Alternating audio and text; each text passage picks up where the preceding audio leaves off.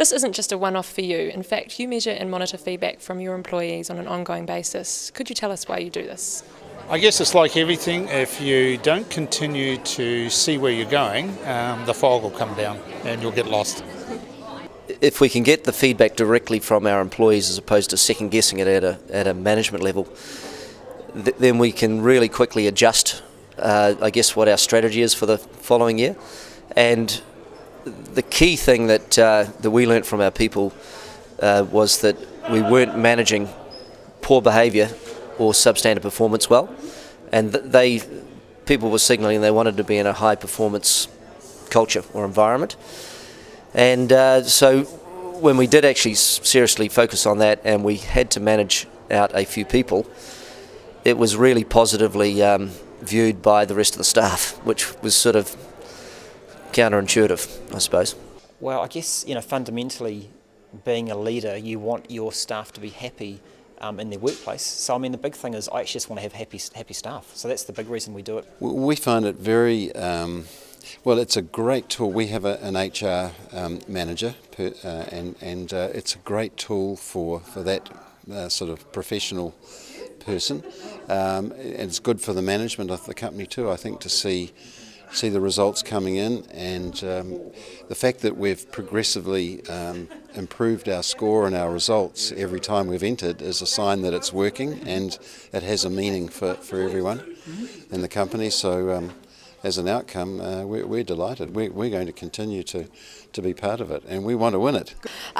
Gosh, I don't know what would happen if we took it out, but as I said before, it's such a strong part of our culture that taking it out would send a signal, I think, to our people that their voice isn't important, and it's just a given that there was only 1 year when we changed surveys that we had to take it out of the KPIs because we didn't have the metric to benchmark against, and that was a massive, we got some feedback about why is that not important for us this year, but it wasn't important, we just didn't have the measure that year, so it's a no-brainer to us, we'd never take it out. I guess every organisation has its sceptics. How have you gone about convincing yours of the value of regular surveying? Yes, it's the group that we're part of, which is Foodstuffs. We're very sceptic of what we were doing and how we went about setting up a culture and a mission statement with values, because they always had mission statements and values, but they were mostly just plaques on the wall, whereas we made it work. And it took 2 years for them to see how we'd done things differently to realise what we're doing was really important. So in a way it meant they had to throw away an old set of books and develop a new set of books, but now the group are following our lead, and in fact in the last survey 4 of our sister ships made the finals. I guess that as we picked up momentum in terms of actually possibly been able to achieve the goal of winning the best place to work, people got on behind it. So there might have been a few sceptics the first year we did it, and then they saw that the feedback was acted on and we made some changes, and it was just small changes each year, and by the time we got to last year, people were right behind it. They really wanted to win it, and so the feedback was still frank and honest, but they were pretty keen to see if we could actually win it in a what was really a pretty negative commercial property environment. Yeah, I suppose there has been there's always someone who is a bit sceptical, but I think it's been emphasised today in the seminar that it's everyone, particularly from the CEO right through, has to get right in behind it and be positive and enthusiastic about this. And success breeds success, and so by having a good result early on, we've got everyone to get in behind it and be positive about it. Yes, we have, and we still have our share of sceptics, but it's to me it's about that link between productivity. So for managers not to think it's an HR nice people thing to do, but actually it's linked to business performance. There's the productivity improvement. If you're talking about sales, there's a sales improvement. People are going to be more productive, and that's going to hit your bottom line. So it's making that link, and that's how we try and bring people on board. How successful would you say you have been in turning the insight you have gained from the survey into practical follow-up initiatives? Growth and profit. Pretty simple. I guess over the last couple of years, because people have been working a lot harder, or having to work a lot harder to sort of, I guess, get the same results, we decided to bring this fruit bowl concept into the company. It's only a small thing, and but it was based on feedback, and so people can arrive early in the morning. We have cereal, we have fruit, we have bread to make some toast and stuff, and it just makes it so much more convenient for them in terms of getting into work, missing the traffic, having something to eat there, rather than going out and having to buy it. And it was a pretty small cost, but it's actually had a really big impact. I was in the kitchen yesterday and someone walked in and said, "Where the hell's the fruit bowl?" Because we didn't have the fruit bowl there for some reason, it wasn't there, so it's obviously used, and so that's probably a small example of that.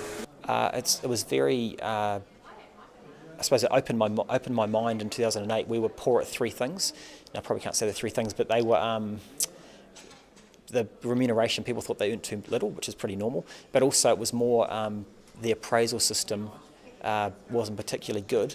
And also the training wasn't really very good either. So I think you can never make people happy with what they earn, but the actual appraisal and the training side, we took the insight from the first survey in 2008 and focused on it, and obviously we then won it the year after, and it's because we mainly improved in those two areas. So for us, it was just great to get the insight of what we were averaging and what we had to improve on. So, I mean, one of the first things we look for when we get our initial scores back is, where have we been weakest? Where do we need to improve?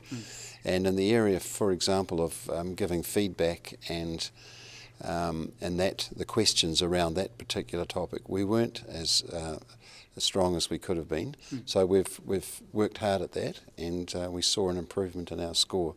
So I would really recommend for companies that are committed to doing this, to do it repeatedly, and then you can use it as a tool to see how your management techniques and your approach, you're improving the culture and so on, can improve your results. It's a great tool, and it's from year to year you can get that reward, if you like, of that you're doing things right. Again, because of the size of the organisation, it varies quite considerably about what people do with it, but on the whole we've seen improvement year upon year about how people approach that, how they do the focus groups, what kind of information they get from that and what they do with it. 2 years ago that was a real weakness for us, and it was something that we really focused on. We found that people got the number and then they moved on to the next business thing, and the engagement survey was a once in a year activity, so now it's really about the implementation. So yes, we've had some success, but it's not right across the company, so we've still got some way to go. So what advice do you have for organisations trying to turn their insight into action? Be strong, know what you want to achieve, build a really good team around yourself, starting from the top. If you haven't got the top person on side, it'll be very, very hard for you to succeed. And be very honest. The top 2 or 3 people have to be very honest with each other, and at times have the very honest discussion about how they are faring, and straighten out things before they fall off track.